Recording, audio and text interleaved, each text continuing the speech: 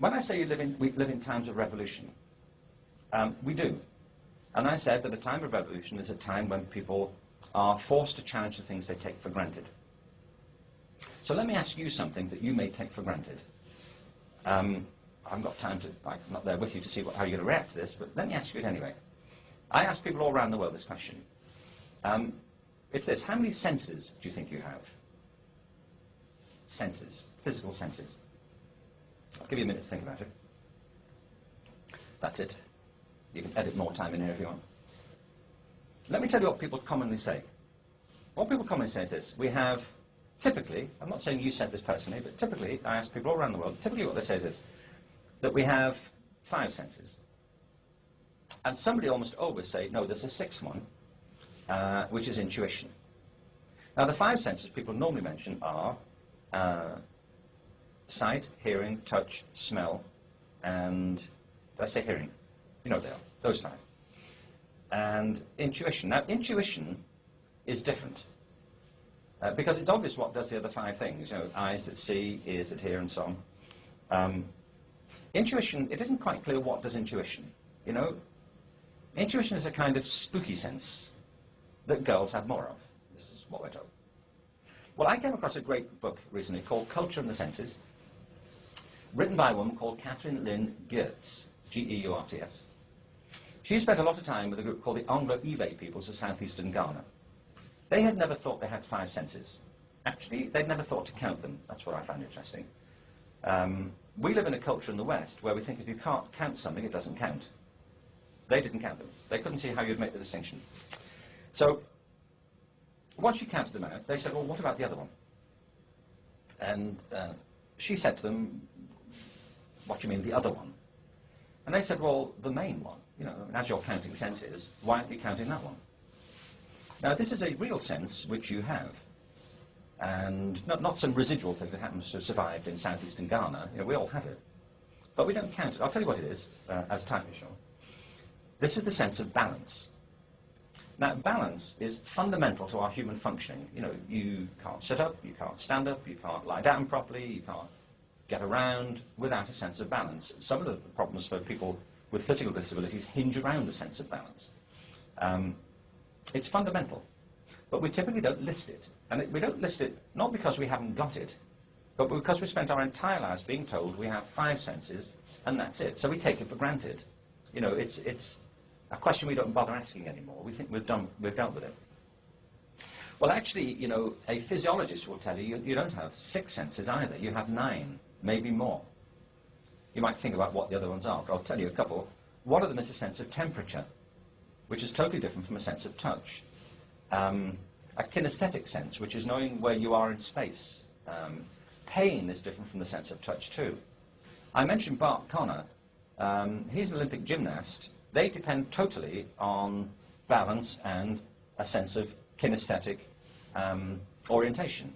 They call it air sense. You know, if they flip off a beam, they need to know where they are at any given moment in space. You know? I mean, we can all flip off a beam. They just happen to know where the floor is, you know, which is a good trick if you can do it.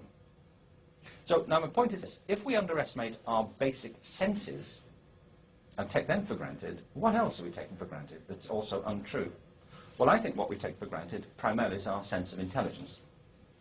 We've grown up with this limited view of ability, a massively inflated sense of disability, a sense of remedial education for people who don't demonstrate the conventional competencies, and it's rooted in an equally narrow view of intelligence, which we have reduced to a certain type of verbal and mathematical facility, particularly a certain sort of critical reasoning, and a certain type of verbal eloquence.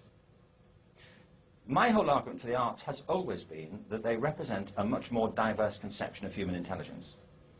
I think we know these things about intelligence. One, it is diverse. We experience the world in all the ways we experience it. I mean, we think about it in all the ways that we experience it. You know, visual artists aren't compensating for a verbal deficit. They're thinking visually. Dancers aren't compensating for some mathematical deficiency. They are thinking kinesthetically, and often, by the way, mathematically. So, the great testament to the diversity of human intelligence is the plurality of cultural practices, not only, but including the arts. It's self-evident to me that diversity should be a watchword of the future regeneration of human resources. Not similarity, but diversity. Secondly, human intelligence is tremendously dynamic and interactive. Dancers think mathematically. Poets think visually. Scientists often think visually and spatially. And the third thing about intelligence is it's extraordinarily unique to each of us. We each have a unique profile, which is what the element is about. Now, so let me just wrap this up and say that, to me, disability art is a test case for how we think about human ability. Not our own, but more broadly. But both of the terms there, disability art, are difficult and troubled. The term disability is too rough cut, I think, to really deal with the nuances of the issues that we're trying to address. You know, I mean, the field includes people with physical disabilities like polio. It includes the deaf community who often don't think of themselves in quite this way at all. I mean, cultures are defined often by languages, and there are languages within some fields of the so-called disability community which are distinct to them. And by any definition, this is a different sort of culture. We're talking about survivors of the mental health systems.